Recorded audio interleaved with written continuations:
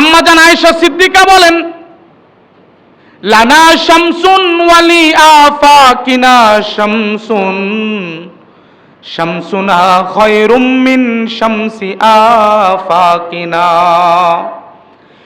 এই পৃথিবীর একটা সূর্য আছে, আর আমি আয়েশার আরেকটা সূর্য আছে। পৃথিবীর সূর্য উদিত হয়, রাতের আধার চইলা গেলে পৃথিবীর সূর্য উদিত হয়। আর আমার ঘরে সূর্য উদিত হয় যখন পৃথিবীর সূর্য ডুবে যায় তারপরে। একদিন আয়েশা সিদ্দিকার ঘরে একটা সুই পইরা হারায় গেছে। আল্লাহ রাসূল সাল্লাল্লাহু আলাইহি ওয়াসাল্লাম ঘরে নাই, ঘরের ভেতরে বাতিও নাই, কুপিও নাই, আলো জ্বালানোর কোনো ব্যবস্থা নাই। আম্মা জান আয়েশা কতক্ষণ হাতাইলেন, সুইটা খুঁজে পান না। এশার নামাজ পড়া যখন আল্লাহর পয়গম্বর ঘরের ভিতরে ঢুকলেন, আল্লাহর রাসূল ঘরে ঢুকার সঙ্গে সঙ্গে সুইটা জল কইরা দেখা যায়। কিন্তু মদিনার মানুষ বলতেছে, আকাশের এই চাঁদ এটা কে আনছে মদিনায়? এই চাঁদটা মদিনায় আসলো কোত্থেকে? গলেতে তসবির মালা, কে ছিল ওই কাম লেওয়ালা রে?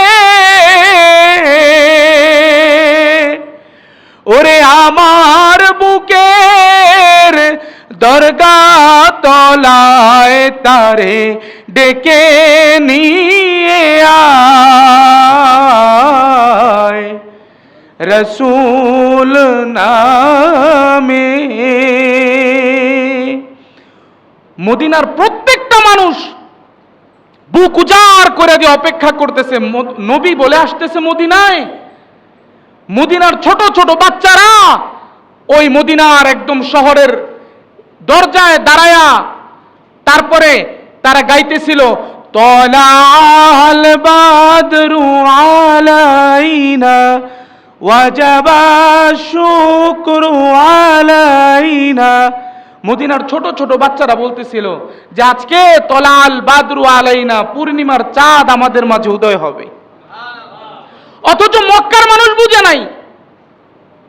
তাই আপনার কাছে যখন অনেক কষ্ট লাগবে যে এই লোকগুলি আমারে দেখতে পারে না, আমার ভাই আমারে দেখতে পারে না, আমার স্ত্রী আমারে দেখতে পারে না, আশ্চর্য হওয়ার কিছু নাই। আল্লাহ তাআলা পৃথিবীতে কোনো না কোনো মানুষ বানায় রাখছে যে আপনাকে ভালোবাসে। এখন বলেন হুজুর ভালোবাসার কথাটাও বললেন, কারণ আজকে যে সূরাটা আরম্ভ করছি, পৃথিবীর ইতিহাসে আমরা অনেক নভেল পড়ি, অনেক প্রেমের উপন্যাস পড়ি। আল্লাহ রসুল বলেন পৃথিবীতে এমন কোন প্রেমের উপন্যাস তৈরি হয় নাই সূরা ইউসুফের সামনে।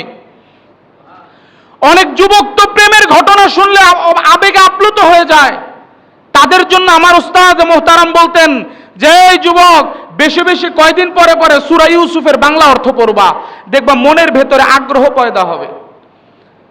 কখনো যদি স্বামী স্ত্রীর মধ্যে মিল আর মোহাব্বতের মধ্যে কিছু ভাটা দেখা যায়, কিছু অসঙ্গতি দেখা যায়, মুহাদ্দিসিন ইকরাম বলেন যদি কখনো স্বামী স্ত্রীর মধ্যে মিল মোহাব্বত কম দেখতে পাও, তাহলে ওই পরিবারকে ঘন ঘন সূরা ইউসুফ তেলাওয়াত করতে বলো।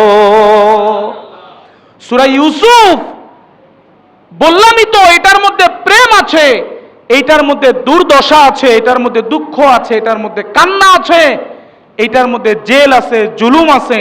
আপনারা এই ঘটনাগুলো শুনতে প্রস্তুত আছেন তো ইনশাআল্লাহ?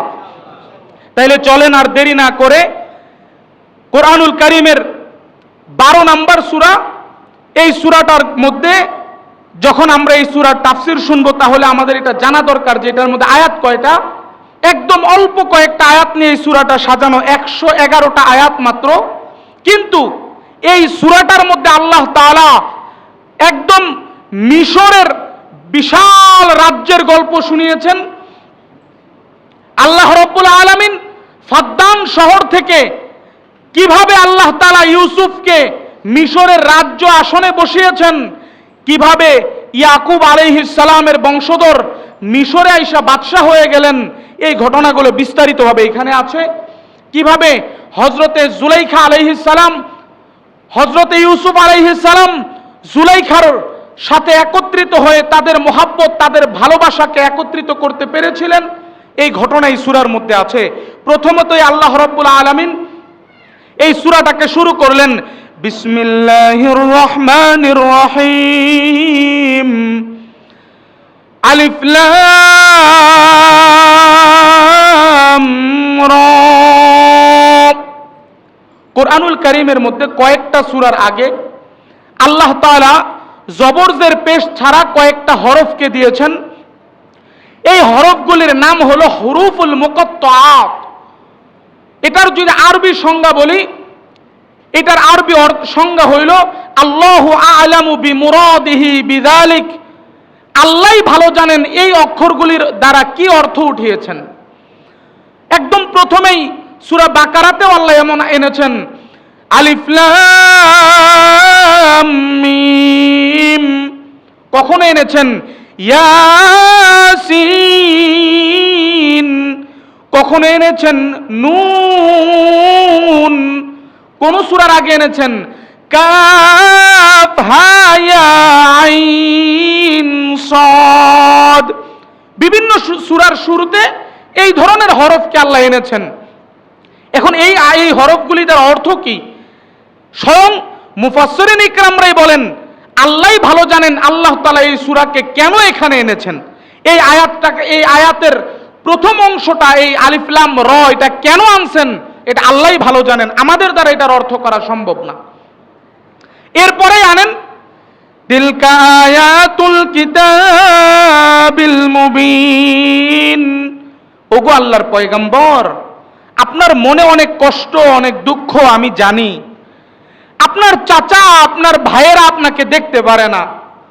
আপনার কাছের মানুষগুলি আপনাকে হত্যা করার জন্য পরিকল্পনা করে, কিভাবে আপনাকে হত্যা করবে আপনার জন্য উঠে পড়ে লেগেছে আপনার হত্যার জন্য। ওগো নবী, আপনি শোনেন, তিলকা আয়াতুল কিতাবিল মুবিন, এই যে এখন আপনার সামনে আমি কয়েকটা আয়াত বইলা শোনাবো, এইগুলো একদম প্রকাশ্য আয়াত, প্রকাশ্য ঘটনা, কোন লুকোচুরি কিংবা কম বেশি কইরা আমি আপনাকে শোনাবো না, একদম বাস্তব একটা ঘটনা আপনাকে আজকে শোনাবো আমি।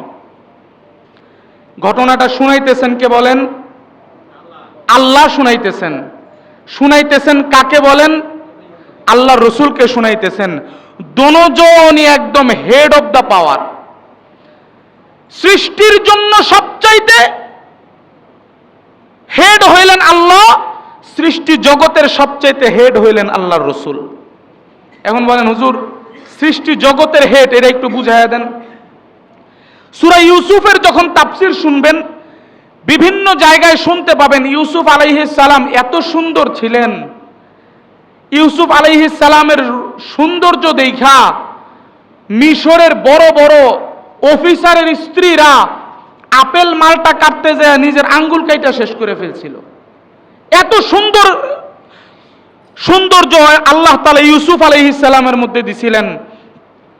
আর যাকেই ঘটনা শোনাইতেছেন, যার উপরে আয়াত নাজিল হইতেছে, আল্লাহ তাআলা পৃথিবীতে যদি 100 ভাগ সৌন্দর্য নাজিল করেন, প্রথমে ওই 100 ভাগ থেকে 1 ভাগ, 99 ভাগ সাইডে 1 ভাগ সৌন্দর্য আল্লাহ তাআলা পুরা পৃথিবীতে দিছেন।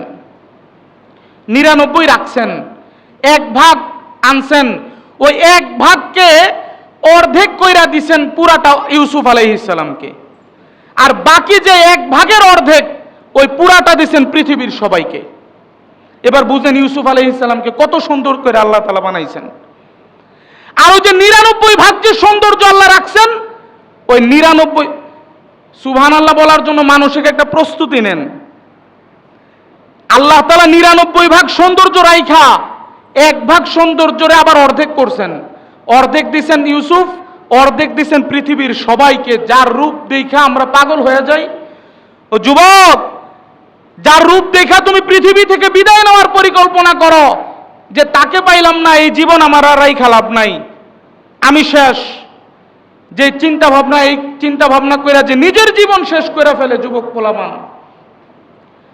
100 ভাগের 1 ভাগ, এর অর্ধেক দিছে ইউসুফ আলাইহিস সালামকে, আর বাকি অর্ধেক দিয়া পুরা পৃথিবীর সৌন্দর্য বানাইছে। ওইটা দেখে আমরা পাগল। তাহলে ইউসুফ দেখলে কি অবস্থা হইতো আমাদের? আর যে 99 ভাগ আলাদা ছিল, ওই পুরা 99 ভাগ দিয়ে বানাইছেন আমাদের নবী আকায়ে নামদার তাজেদারে মদিনা। আম্মা জান আয়েশা সিদ্দিকা বলেন, লানা শামসুন ওয়ালি আফাকিনা শামসুন, শামসুনা খায়রুম মিন শামসি আফাকিনা। এই পৃথিবীর একটা সূর্য আছে, আর আমি আয়েশার আর একটা সূর্য আছে। পৃথিবীর সূর্য উদিত হয়, রাতের আধার চইলা গেলে পৃথিবীর সূর্য উদিত হয়। আর আমার ঘরে সূর্য উদিত হয় যখন পৃথিবীর সূর্য ডুবে যায় তারপরে। একদিন আয়েশা সিদ্দিকার ঘরে একটা সুই পয়রা হারায় গেছে।